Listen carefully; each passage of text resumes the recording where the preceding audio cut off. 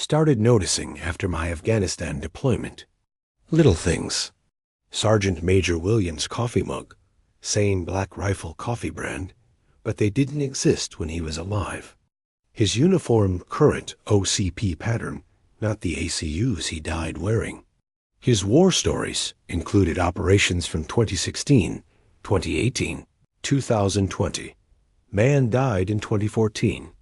But every morning, there he stood, solid, real, yelling at privates, inspecting barracks, leading. PT. I wasn't crazy. Others interacted with him, saluted him, took orders from him. But in quiet moments, I'd catch something in his eyes. A flicker, like he knew he shouldn't be here. One morning after formation, he pulled me aside. Specialist Carter, he said, you look at me different than the others. Like you see something wrong. I swallowed hard. Sergeant Major, do you remember? Your funeral? His face went pale. Every goddamn day, son. Every goddamn day. My name is Specialist Marcus Carter, 28 years old. 2 tours in Afghanistan with the 101st Airborne. Came back from my last deployment in January 2024, expecting the usual adjustment period. What I didn't expect was to see dead people running Fort Campbell. Not ghosts, actual, physical, document-carrying, order-giving dead people. Sergeant Major Thomas Williams was the first I noticed. Legend at Fort Campbell. 30 years of service. 5 combat deployments, more ribbons than chest space. Lost him to an IED in Kandahar province, October 10, 2014. I was there. Watched the medevac helicopter carry what was left of him. Attended the ramp ceremony. Stood honor guard at his funeral. His widow, Maria, cried on my shoulder. Told me Tommy would want his soldiers to carry on. That was 10 years ago.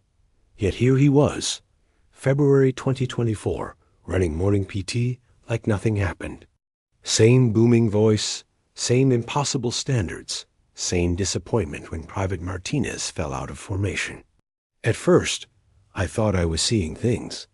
PTSD playing tricks. But others saw him too, responded to him. New soldiers who'd never known. Him before 2014 treated him like any other NCO. Old-timers who'd been at his funeral acted like he'd never left. The details were wrong, though. His PT uniform was the new style, introduced in 2017. His running shoes were Hokas, company founded after his death. He referenced Netflix shows that didn't exist when he was alive. Quoted regulations updated in 2019. Used slang from TikTok. Dead men don't update their vocabulary. Dead men don't adapt to new technology. Dead men don't live. But Williams did. Every day. Leading soldiers, mentoring NCOs, maintaining standards. The Sergeant Major's office, same one they'd cleaned out after his death, bore his nameplate. His computer logged his daily activities. His signature appeared on evaluations, counseling statements, duty rosters. The base finance office paid. Him, a commissary, sold him groceries. The PX knew his clothing size. 10 years dead, fully integrated into base life. Once I noticed Williams, I started seeing others. Captain Jennifer Rodriguez, training accident 2018, now running S3 operations. Staff Sergeant Kyle Johnson, suicide 2019, teaching combatives. Private First Class Sarah Chun, helicopter crash 2020, working base security. All dead, all here, all functioning. The pattern was specific. Only NCOs and officers who died after exemplary service. Only those whose deaths left gaps in critical positions. Only those whose absence had caused measurable decline in unit readiness. Like the base was selectively resurrecting essential personnel. Bringing back the indispensable dead, I started documenting. Photographs showed them clearly. Security footage captured their movements. Biometric scanners read their fingerprints, Same prints as their death certificates. DNA from. Coffee cups matched bodies buried years ago. Physical proof of impossible existence. Dead soldiers living normal lives, or something resembling normal. The living dead followed routines. Arrived early, left late. Attended meetings, filed reports, led training. But they never went on live. Never visited family outside base. Never. Spoke of time between death and return. Like their existence began and ended at Fort Campbell's gates. Tethered to the place they'd served. Unable or unwilling to leave. Their knowledge was current, but selective. Williams knew every update to Army regulations, but couldn't name the current president. Rodriguez understood new weapon systems, but not why we'd left Afghanistan. Johnson taught modern tactics, but asked about buddies who died years after him. Gaps in their awareness, blind spots in their resurrection. March 15, 2024. Found Williams alone in his office. 2,100 hours. Knocked, entered when he called. He looked up from paperwork. Evaluation reports for soldiers who weren't born when he died. "Carter," he said, "been expecting you. Shut the door." Sat across from him, studying his face. Same weathered features. Same steel-gray eyes. Same scar from a bar fight in Clarksville. But something underneath. A stillness that living people don't have. Like he was holding his breath permanently. "You know you're dead," I said. "Not a question. Dead is relative." Williams replied, "I'm here. I'm working. I'm helping soldiers. That dead enough for you?" He pulled out a bottle of Jameson from his desk, poured 2 glasses. I noticed his hands, steady, but cold when our fingers brushed. "Ask your questions, Carter. You've earned that much." "How?" Simple question for impossible answer. Williams sipped his whiskey. "Died October 10th, 2014. IED turned my vehicle inside out. Remember pain, then nothing. Darkness. Peace. Then ... need. Fort Campbell was falling apart. My soldiers were dying. Suicide rates through the roof. Training accidents. Leadership vacuum. The need pulled me back. Opened my eyes in my old quarters. October 11th, 2014. Uniform pressed. Boots shined like I'd never left. Why doesn't anyone remember you dying? Some do. You do. But most ... He shrugged. The base needed me more than it needed the truth. Reality bent. Records changed. Memories adjusted. Death certificate became medical leave. Funeral became retirement. Party. History rewrote itself to accommodate necessity. Everyone except a few remember it the new way. The others? Rodriguez, Johnson, Chun? Same story. Died when the base needed them. Came back when it needed them more. We're not ghosts, Carter. We're contingencies. Emergency personnel. Break glass in case of readiness crisis. He refilled his glass. Fort Campbell has a will, a purpose. It preserves itself. We're the tools of that preservation. Williams explained the parameters. The returned couldn't leave Fort Campbell's boundaries. Tried once, hit an invisible wall at the gate. Couldn't contact family outside base. Phone calls wouldn't connect. Emails bounced back. Letters vanished. We exist here and nowhere else, he said. The price of resurrection. They felt needs, but not desires. Hunger without appetite. Thirst without satisfaction. Sleep without dreams. Going through motions, Williams called it. Remember being alive well enough to fake it. But the spark, the thing that makes you human, that stayed in the grave. The base sustained them. Food appeared in their quarters. Uniforms materialized. Clean. Paperwork filed itself when necessary. We're part of Fort Campbell now, Williams explained. Like the buildings, the roads, the ranges. Infrastructure. Essential systems. living components of a military machine. They couldn't die again. Williams showed me scars from attempts, self-inflicted wounds that healed instantly, poison that passed through harmlessly, noose that wouldn't hold weight. Tried everything first year, he admitted. Base won't let us go. We're needed. That overrides everything, even our own will. But they could feel. Physical pain registered. Emotional connections formed. Pride in accomplishment, frustration with failure, satisfaction in service. Not zombies, Williams insisted. We're ourselves, just ... less, filtered through death. Essentials remain, excess burned away. Pure soldier, no person. Why tell me? I asked. Williams smiled, expression that didn't reach his eyes. Because you're like us, Carter. Almost. You died in Afghanistan. 3 minutes. I'd concussion stopped your heart. Medics brought you back. But for 3 minutes, you were gone, left a mark, let you see us clearly. He pulled out a file, my medical records. The incident, January 3rd, 2024. Patrol hit an IED. Thrown 40 feet. No pulse when medic reached me. CPR, defibrillator, adrenaline. Revived after.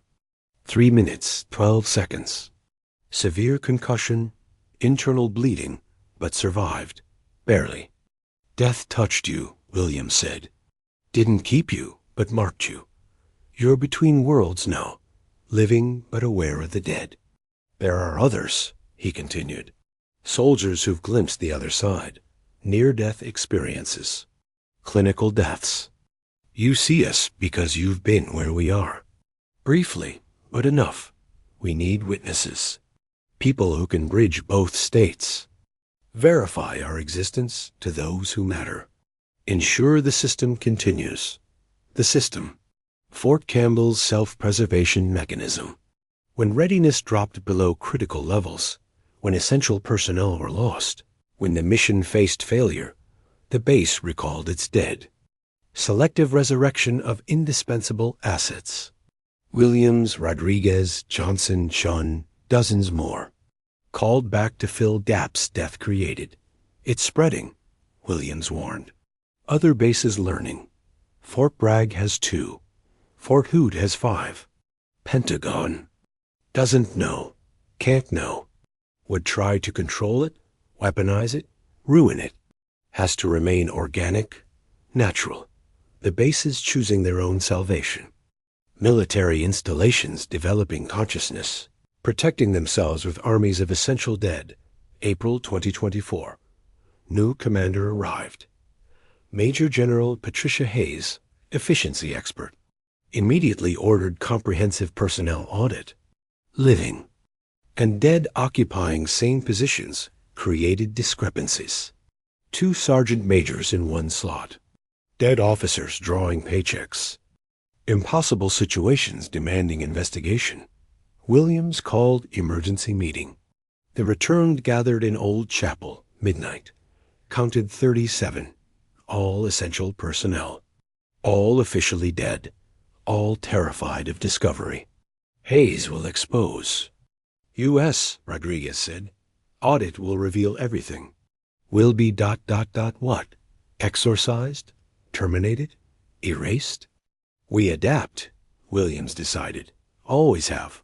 Carter, you're our liaison. Only one who can see both sides clearly. Convince Hayes we're necessary. Show her the readiness reports, before and after we returned.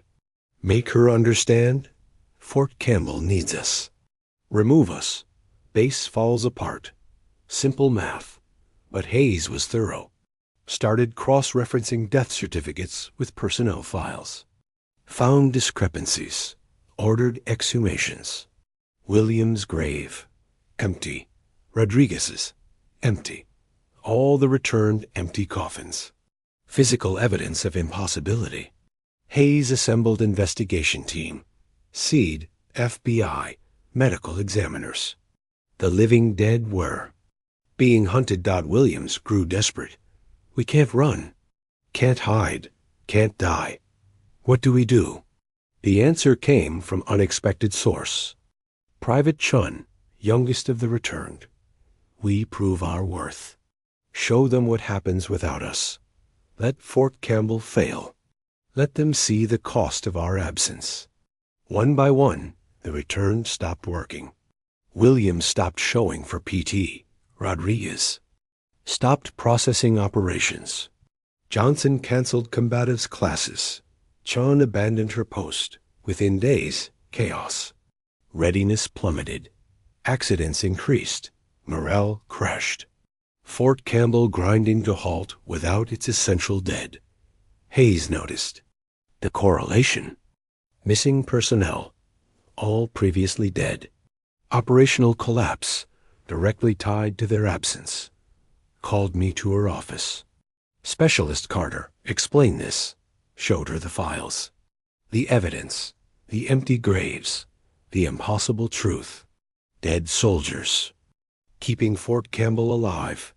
This is insane, Hayes said. But numbers didn't lie. Every statistical improvement since 2014 traced to a returned soldier. Every maintained standard linked to dead NCO. Every saved life connected to resurrected leader. Remove them. Base fails. Simple equation. Impossible reality. Hayes demanded proof. Took her to Williams. He sat in empty office, waiting. General, he said, I died 10 years ago. ID in Kandahar. You can check. Autopsy, death certificate, burial records. All real. But I'm here because Fort Campbell needed me. Still needs me. You remove me, soldiers die. Not metaphor, fact. She tested him. Medical examination revealed impossibilities. No heartbeat, but moving. No brain activity, but thinking. No blood flow, but functioning. Dead by every measure except existence. Hayes, scientist at heart, faced with proof defying science. How many? She asked finally. 37 here, Williams answered. More at other bases. Growing. What do you need? Practical question from practical leader. Williams smiled. First genuine expression I'd seen. Just let us serve. We're not asking for recognition, not seeking glory, just purpose. Let us train soldiers, maintain standards, fill gaps. We'll stay in shadows, existence classified above your level. But let us work. Hayes agreed. What choice? Remove the dead. Fort Campbell collapses. Readiness matters more than reality. Classified the files beyond retrieval. Ordered investigation ended. Official story. Administrative errors. Clerical mistakes. Nothing supernatural. Nothing impossible. Just paperwork confusion. Case closed. Life continued. Williams ran PT. Rodriguez managed operations. Johnson taught combatives. Chun guarded the gate. Dead soldiers doing living work.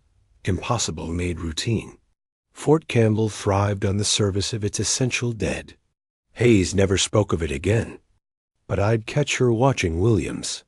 Mixture of awe and unease. Accepting the impossible because mission demanded it. I became unofficial liaison. Bridge between living and returned. Helped new arrivals understand. Soldiers who died and came back, confused by their resurrection.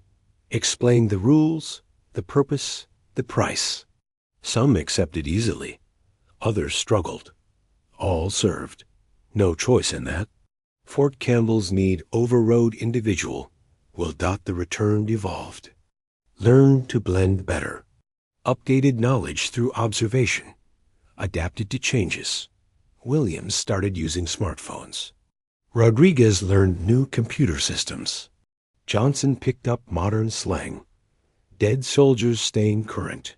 Maintaining illusion of life. Only the stillness betrayed them.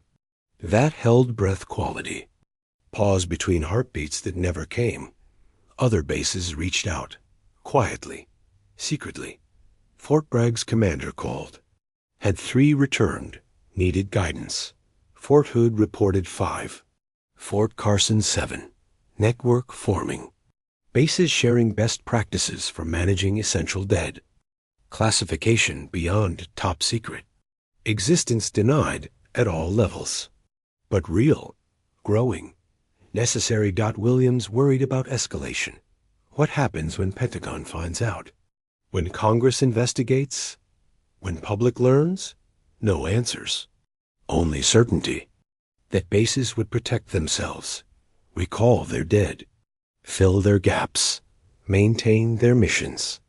Natural selection in military form, evolution of installation survival, adaptation through resurrection. My name is Marcus Carter.